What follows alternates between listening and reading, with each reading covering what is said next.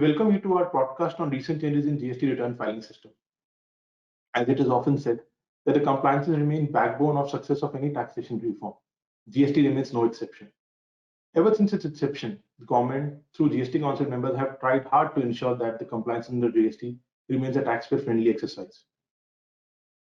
In recent GST Council meeting, which happened on 5th of October 2020, GST Council member made some sweeping announcement on compliances, just to ensure that the compliances in GST remains to be a taxpayer-friendly and efficient exercise.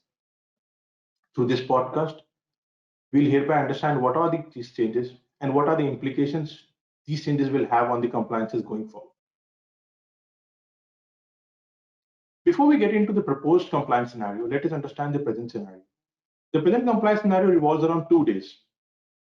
One is 11th of succeeding month, wherein the taxpayer is required to file its output supply statement in GSTR 1, and on 20th, where a taxpayer is required to file a summary statement in GSTR 3B. In between, a taxpayer for availing credit can look into an auto-populate detail in Form GSTR 2A, which contains the supplier's supply information mentioned in Form GSTR 1, 5, or 6, which is available to the recipient in Form GSTR 2A. Over the past months, the government has made some changes in GSTR 2A format. GSTR 2A initially used to have information only on domestic supplies. Government has made amendments to ensure that it has import and SEC related information as well. GSTR 2A also contains information whether the supplier has filed its returns or not, both GSTR 1 and GSTR 3B. Government has also introduced an auto-populated facility just like GSTR 1 in Form GSTR 2B. GSTR 2B is a notch above GSTR 1 in as much as it is a static form which gets generated on 12th of succeeding month. GSTR 1 is a more dynamic detail which gets changed with every changes made by supplier.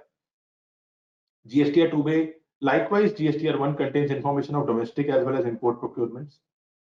The recipient can see whether supplier had filed the returns or not in GSTR 2B.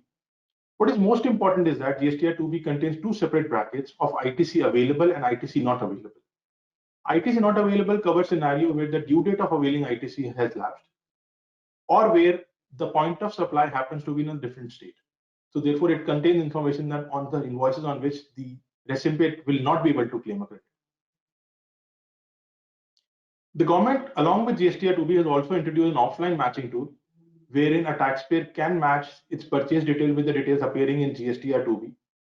A taxpayer would need to mention details in a specific format, and it can get results wherein which it can have details of invoices which are there in GSTR 2B but not in purchase ledger, which are there in purchase ledger but not in GSTR 2B, where the invoices match but there are approximation issues, which is a partial match, or with a partial match with certain tolerance limit. With these changes that are there that have happened over a period of time, government has now proposed a compliance scenario which shall be there for taxpayer going forward. The compliance scenario which is proposed has a main focus on GSTR 1. GSTR 1 remains to be the most important return. It needs to be furnished by taxpayer by 11th of the succeeding month. Till date, the taxpayer used to file HSN details in the invoices and GSTR 1 basis the turnover. The government has made some amendments into it. Taxpayers having a turnover of 1.5 crores till date do not mention any HSN on the invoice or in GSTR 1. Taxpayer would henceforth going forward required to mention a 4-digit HSN. Likewise is the case with taxpayers having a turnover of 1.5 to 5 crores. They currently mention 2-digit HSN. They'll be required to mention again 4-digit HSN, which will be applicable only for B2B supplies. Taxpayers having turnover of 5 crores or more are currently required to mention 4-digit of HSN. They'll be now required to mention a 6-digit HSN level for good supply of goods as well as services. This entire mechanism of mentioning a greater digit of HSN will be applicable on 1st of April 2021. Government has also retained powers to mention a class of supplies of goods and services on which 8-digit HSN is required to be mentioned. Once a taxpayer files a GSTR 1, the detail will get auto-populated in GSTR 2A. On 12th, an auto-populate facility in GSTR 2B will be made available. Then a taxpayer would need to file GSTR 3B, which will happen on 20th, like in the normal scenario. The fundamental changes remains that government has tried to link GSTR 1 to GSTR 3B. Therefore, data of auto-population of tax liability will happen. The data will automatically from 1 to 3B in form of the tax liability that needs to discharge in a summary format. Likewise is the case with input tax credit. whatever details are there in auto-populated form in GSTR 2B will get formed as a part of GSTR 3B in an auto-population form only. Therefore, the entire mechanism remains the same. However, government has tried to automate it. You file GSTR 1, the liability gets freeze in GSTR 3B. A taxpayer finalize GSTR 2B, the details will get auto-populated in form GSTR 3B.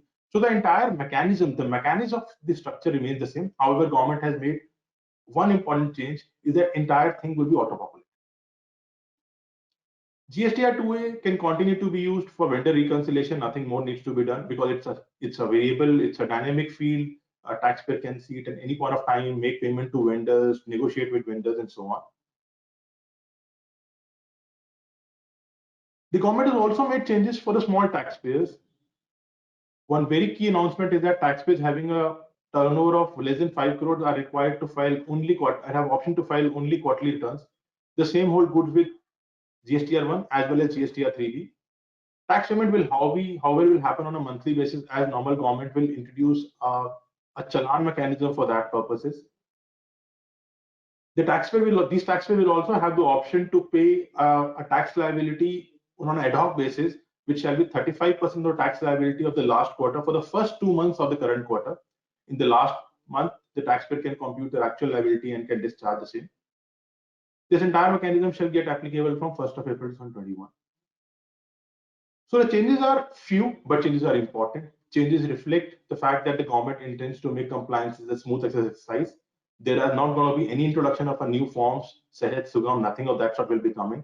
The taxpayer will be relying on GSTR 1, GSTR 3B, an auto-populated tool in form of GSTR 2B in undertaking these compliances. So we hope that next year onward, the taxpayer will have happy faces in form of GST compliances and it will be a swift exercise. We thank you for watching this podcast. In case you have any suggestion, please do write to us.